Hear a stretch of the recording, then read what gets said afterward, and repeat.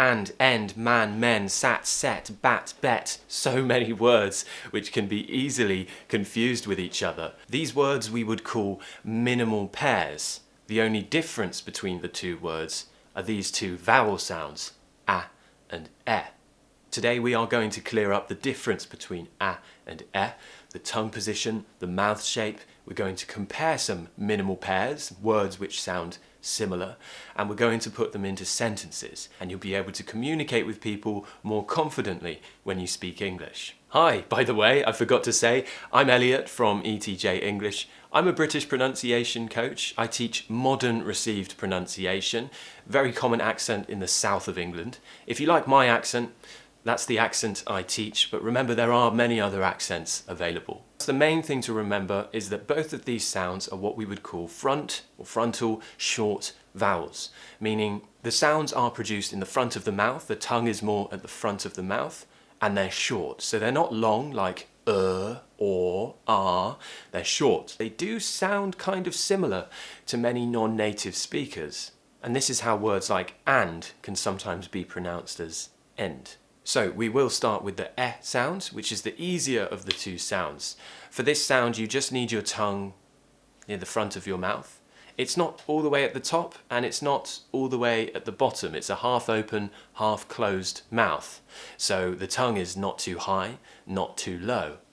E, e. You see there's a tiny spread of the lips. But don't focus on that too much. Focus more on just keeping your tongue kind of in the middle, slightly upper area of your mouth. Your tongue should be below your top teeth, so don't let them get too close, or else it will become more of like a I sound. We want it to be an e, end, send, mend, friend. Let's just try a sentence.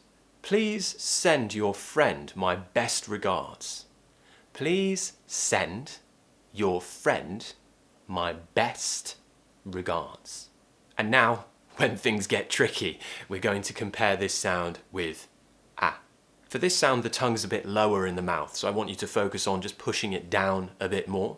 And this will cause the chin to drop, the mouth to open a bit more. So we have the sound we were just studying, e, and now lower the tongue slightly, a, and open the mouth a bit more. The other thing I want you to do is slightly spread the cheeks a bit more. Smile just a little bit more for this sound. A, a. So look at my mouth and watch the difference.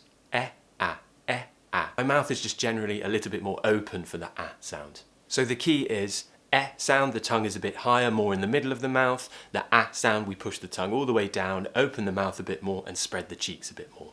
A, a. So in words like and, hand, man, sand, fan. Firstly, just practice going e, a, e, a. Make sure you're making a very clear difference between the two. Let's try it the opposite way round now.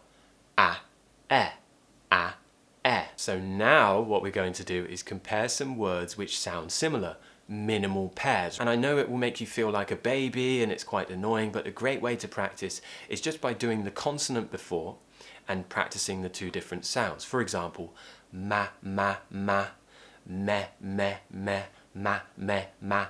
ma, me, sa, se. It really does help warm you up and it gets the muscle memory working. Let's start with the most common mistake students of my course make. And the funny thing is, most of my students don't even know that they are making this mistake. And, end. And, a, end. E, a, e. And, end. End, and. Don't forget to try it the opposite way round. Had, so we could go ha, he, had, head, ha, he, had, head. Okay, remember the mouth is a bit more open for the a, ha, had, mat, met, bad, bed, bad, bed, bad, bed, sad, said, sad, said, se, sad, said, lad, led, led, bat, bet, bet. And finally for today, sand, send, sand, send. And if you're struggling, remember to go back to the basics, remember the mouth shape, He said he was sad about his sore head. He said he was sad about his sore head. Matt met a lad who led him home. Matt met a lad who led him home. I bet there is a bad bat in your bed. I bet there is a bad bat in your bed. Please send me some sand beforehand. Please send me some sand beforehand.